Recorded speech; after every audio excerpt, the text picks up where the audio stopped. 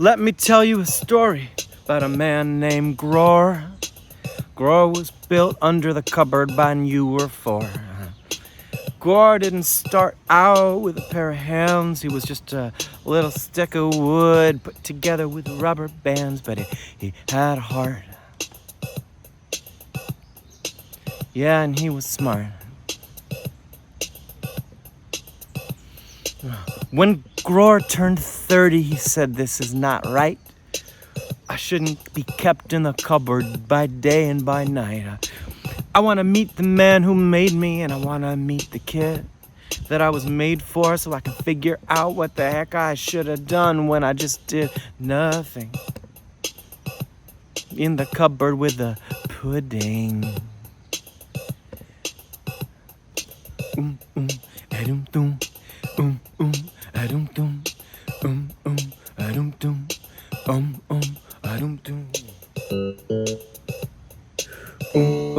adum dum. Okay.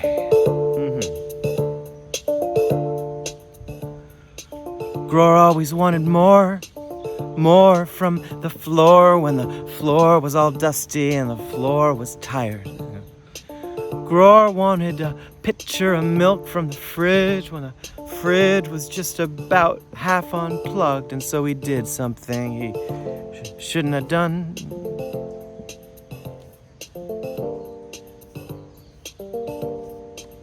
Gror got a gun.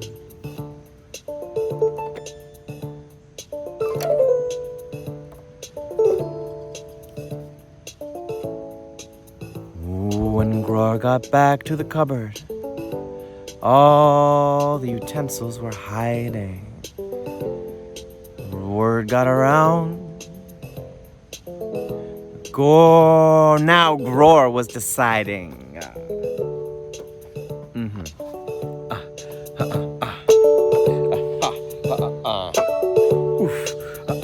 Now Gror roared out and he said, "I can't take no more. I need to be heard and felt as a leader. I'm a decider, not a believer, so come on, yeah. What have you been keeping from me?" Ooh, Gror was ornery. Now, here's what happened. At the moment that Gror popped out of his shady hiding place with a big homemade rubber band pistol in his hand and a grin on his face,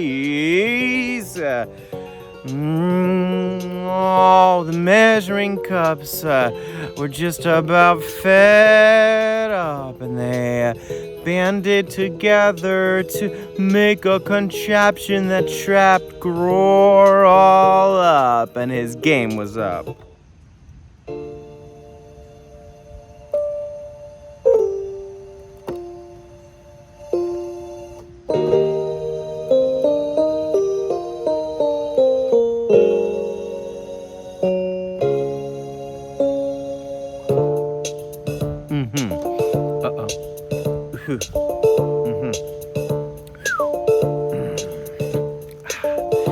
So Gror was on the floor once again, solitary confinement in his pen, but this time the whole kitchen was in on it. Yeah, Gror had numbered days. And this is when my friend Gror planned his great escape. He planned by deep night to get out of that place. He wanted another rubber band and stick lover to embrace. So Gror walked out unarmed, waiting for the palm of fate to take him in. But he forgot about his skin.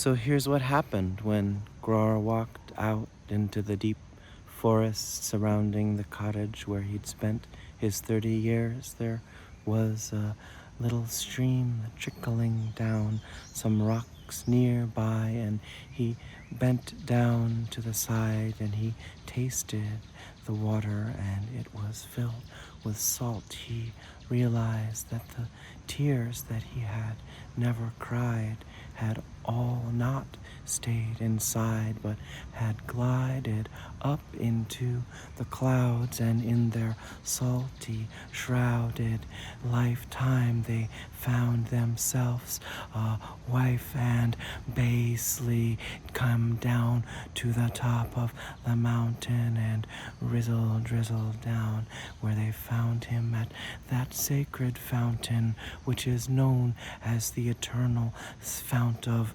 Gror, and you can find it there if you hike into the Alps until you've given up all hope of returning home. Then you'll know that a poem will not save you from your own deep psyche, and you know that you'll become like me, and you might still find that cottage in a clearing. And if you do, make sure to bend down to the grass and the leaves in the yard and put your ear to the ground, and you might hear a sound of Gror.